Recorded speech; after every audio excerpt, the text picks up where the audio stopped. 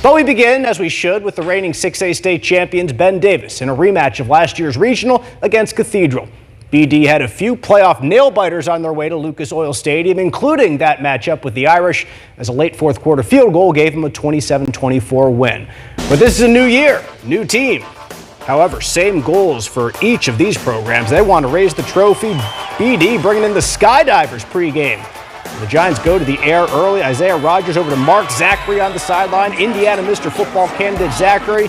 He plays offense and defense. He'll star on defense for Notre Dame next year. And a peak Y here as Zachary breaks up the pass in the end zone. It is incomplete. Now, the Irish eventually get going on offense.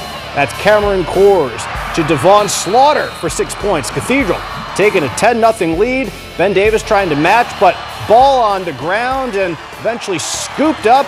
That's Kyle Harden. He takes it all the way back to the end zone, 86 yards. Cathedral, massive win, 24-6 over Ben Davis. Two semi-state teams from last year. Center Grove hosting Westfield, another fantastic matchup. Second quarter, Nolan Reese in from 6 yards out. And Center Grove is cruising early, 21-6. But then the Shamrocks turn the game. It started on this play. Wideout Gabe Arambols with the wide receiver pass. Deep to an open Parker Knott, 58-yard touchdown. That cut the deficit to 21-13. Later, Rocks have a fourth down. That's Carson Melvin plowing into the end zone. It's just a one-point ball game, 21-20. Bit of a controversial play here on the punt. The Rocks appear to swipe the ball backwards to keep it out of the end zone, but the refs rule it touch to Trojan. Westfield gets the ball, they score, they take the lead, and they win the game, 34-28. A red out for Riley at Brownsburg tonight. More than $27,000 raised for those kids. Dogs hosting Bishop Dwenger. Coban Sumter Bay finds pay dirt from 5 yards out. That's a Brownsburg touchdown. Next offensive series, Josue Stevens to Dante Herzog on the short out. 14-0 Dogs just like that. We are still in the first quarter. Sophomore Oscar Fry in at quarterback to Saik Diallo, who's down the sideline and trucking over the defender to get in the end zone. 21-zip. And then early in the second quarter, Fry looking for Herzog again. His second touchdown of the game. Brownsburg wins 45-13. A short drive for Zionsville tonight, just south of Boone County, to take on Pike. Red Devils leading 17-zip in the second. Donovan Ward with the keeper, 11 yards in for the end zone, and it's 24-0. Pike on top. Clock winding down the first half. Eagles Zachary Trent intercepted. That's Amir Coleman. A nice return by Coleman, breaking a few tackles, giving a case to getting the ball on offense perhaps, but can't quite convert there before the break. Third quarter, Zionsville, that's Eugene Hilton with the touchdown, Wisconsin-bound Hilton, but Pike winners tonight 31-20. The Battle of Lawrence has been pretty one-sided as of late. 6 of the last 7 games have gone to the Wildcats of Lawrence North. But this game being played at Lawrence Central on their home turf. Bears trying to start the campaign on a high note. And LC starts off humming. Carson Parks, a big hole up the gut, 45 yards on the first play from scrimmage. That'll get the home crowd going. LN, though, shuts them down on defense. Caleb Beller dropping the quarterback for the loss. And the Bears choose to punt it away. Anthony Richardson on hand to scope out this game. Some good quarterback play from Tanner Aspeslet, converting a 3rd and long to Davion Chandler right there to keep the chains moving. The drive goes on for the Wildcats, and LN able to get in the end zone as Demario Moore catches it from 22 yards out. North over Central, 33-26. To Carmel we go. Greyhounds looking to improve on their 5-5 record from last season, taking on Homestead. A dominant defensive debut for Carmel. Jimmy Winbush Jr. and Caden Bauer smothering the Homestead quarterback. Hounds get the ball back. 4 to go in the first half. Good play action. Anthony Colner rolling out, looking.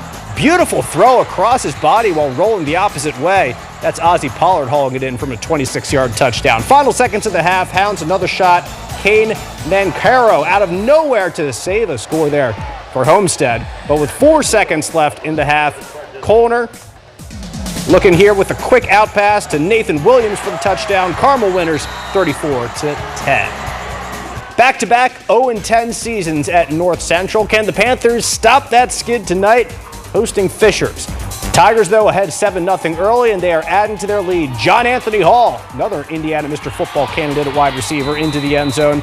2 drives, 2 scores for the visitors. After the kickoff, Panther QB Caleb Ford back to pass. Nathan Ash steps in front of the receiver, gets the pick, and he's gone. It's 21-0 after a blink of an eye. More from the Fishers defense. 4 over the middle, pass is tipped up, and a diving Colin Dumas comes up with the interception. Fishers 49-35. A trip up north for Hamline Southeastern to start this season, visiting Fort Wayne Carroll tonight. First quarter, Carroll's Nate Starks punches it in straight up the gut. It's 7-zip Chargers after that score. Into the second, after a Carroll fumble, HSE's Azaria Wallace hits pay dirt, and just like that, it's 21-7 Royals. Boom, boom, boom, 3 touchdowns to take the lead. Too much HSE, Wallace again.